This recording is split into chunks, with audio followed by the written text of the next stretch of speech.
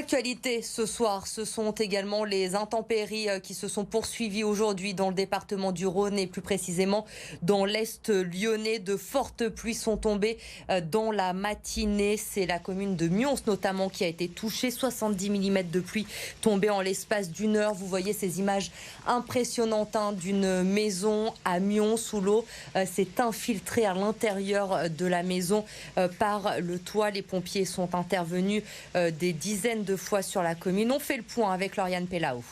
Ici à Mions, il a plu légèrement dans l'après-midi. Des épisodes de pluie légers seront de nouveau prévus dans la soirée, mais cela ne devrait pas causer de dégâts supplémentaires. Le plus gros s'est passé ce matin avec 1 mois et demi de pluie en moins de 2 heures. Les habitants ont donc vu leur sous-sol et garages inondés. Les 4 écoles de Mions ont été touchées notamment par des infiltrations au niveau du plafond. Les crèches également. Ici, l'eau est arrivée en masse ce matin et n'a pas pu être totalement évacuée. Elle s'est donc infiltrée dans les locaux. Le personnel a donc donné l'alerte puis a fait évacuer les enfants. Écoutez. Avec la pluie qui a été très intense, l'eau est montée très très fort dans le jardin.